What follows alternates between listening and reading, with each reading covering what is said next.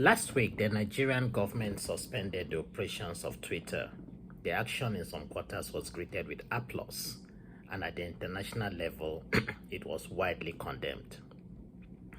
The question is this: is it possible for a government in the 21st century free world to wake up and ban a social media platform, and so doing stopping her entire population from global access? The answer is yes. That is possible only in countries that are considered what we call pariah states.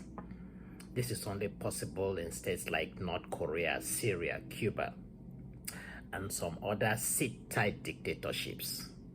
These are not things that are done in free market economies or in democracies. A popular political scientist, John Spanier, he described this type of international engagements as games that nations play.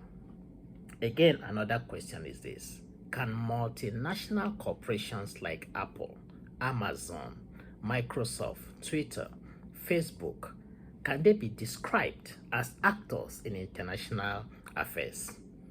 Can their actions or inactions have any effect on individual nations' engagement with the world? That is, can a company like Twitter mess Nigeria up? The answer is yes. And I'll tell you why.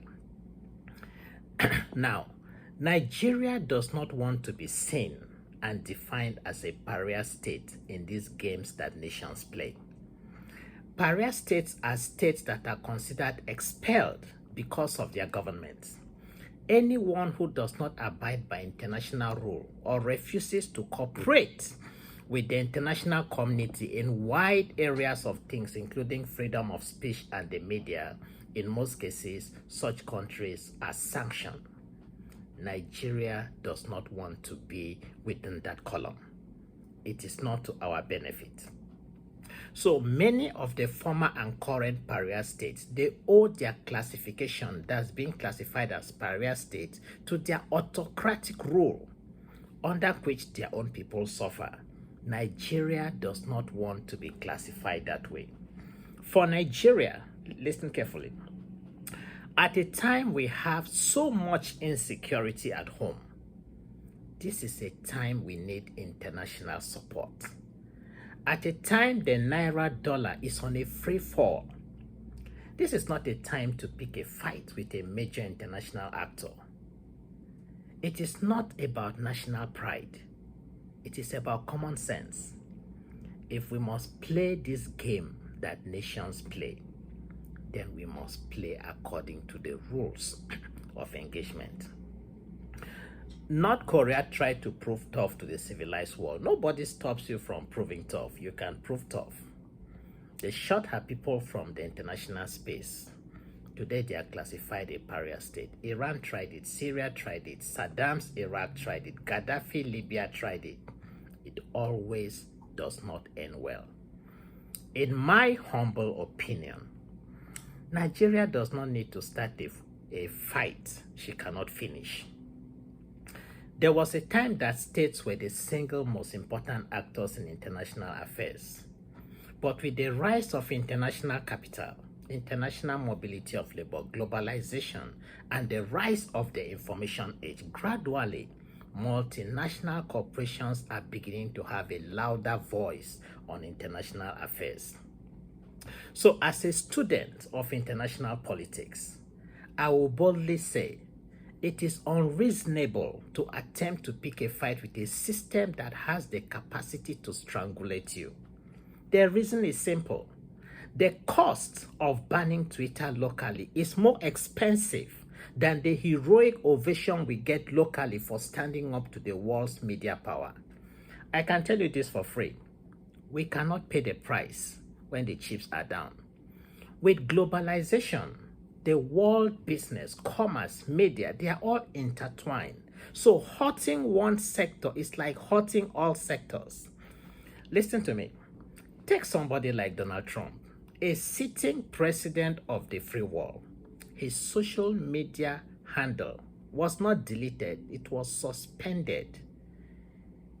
He did not ban social media. He could not do so because the market is bigger than any individual's political interest. The market is even bigger than any individual's pride. I understand that many will say we need to teach them a lesson. You cannot mess around with our president and all that talk. That is great. But also understand international politics. That first, you need to understand that the international system in which we are part of is like a game. You win, you lose. You get humiliated, you get dignified. There are no permanent friends, but permanent interest. The big players like UK, US, and the rest, they understand this game. It is not every action that requires a reaction. Sometimes silence is a better and more productive reaction. Today, most multinational corporations are more wealthier than and are more powerful than most sovereign states. Already, take a company like Apple. The cash that Apple has on hand exceeds the GDP of 2/3 of the world countries, including the entire West Africa sub-region. Just Apple as a corporation. Note, this is just one company. So listen to me, my people, and listen well before we start shouting and saying that we are trying to teach the world a lesson, or before we move on and do another PR blunder. The world is entering into an era in which the most powerful law is not that of sovereign or nation states, but that of supply and demand. For much of Africa, this reality may not have dawned on us yet. The annual revenue of companies such as Apple, Microsoft, Walmart are so huge that they can swallow the entire budget of an entire continent.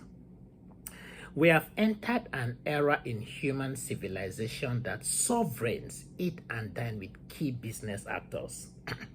A combination of key business actors like CEO of Microsoft, Apple, Facebook, Twitter, Chevron, Texaco can dramatically come together and change the economy of an entire region. These multinational corporations can do what states cannot do. So this is not a time to pick fight with multinationals. This is time to build mutual coalitions and build business understanding. These international corporations, to an extent, they are so large, so much so that their profit dwarfs the economy of many countries across the globe.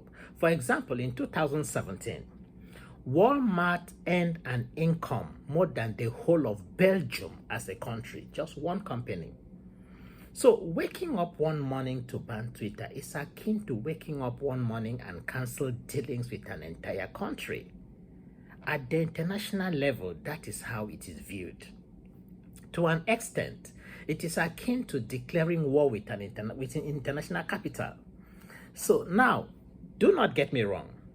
A country can choose to go strong and teach the international capital a lesson. Some countries have done that. You can expel all foreign businesses like Cuba did some decades back. But the question is this: at what price? If we decide to fight with Twitter, we decide to ban Twitter, the question is, at what price? In these games that nations play, you choose your fights. You don't need to engage every challenger. Even the strongest of nations swallow their pride and take humiliations with a simple smile in these games that nations play. As a nation, are we ready to be grouped a pariah state? Are we ready to be grouped among the failed countries of the world? Can you compare the perceived presidential humiliation with the economic, diplomatic, trade, investment crisis that will follow if this ban continues? It is not about national pride. It is about common sense international survival.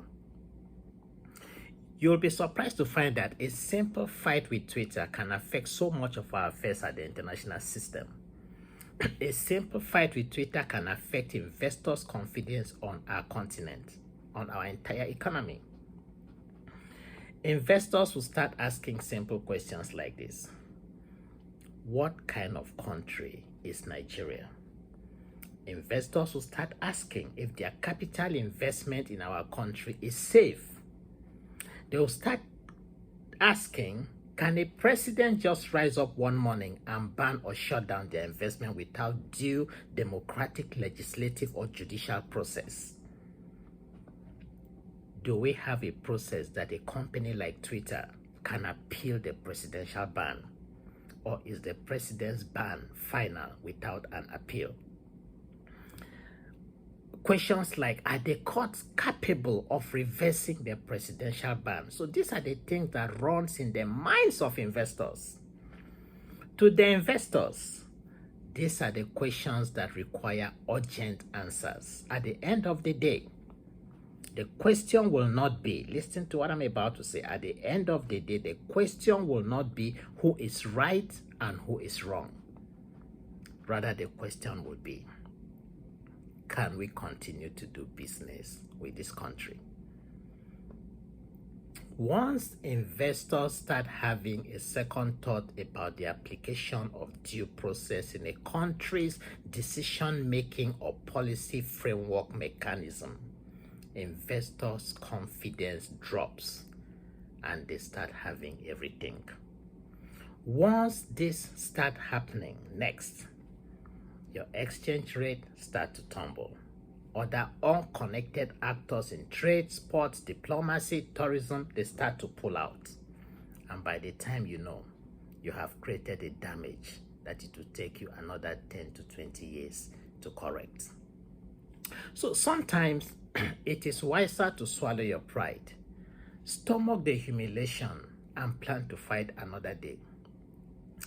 In these games that nations play, you only talk tough when your back is fully covered. The US, the EU, and other international human rights organizations appear all to be on the same side. It is not time to talk tough and declare that governments will prosecute citizens who violate social media plan. It's just laughable to the world. The world laughs at us. It is time for us to reason and act fast and save our economy for the sake of our people. It is time to have a rethink. It is time for the Nigerian government to unban Twitter and re-embrace the world. I am Prince Philo Odidi. Thank you for listening to me. Thank you very much.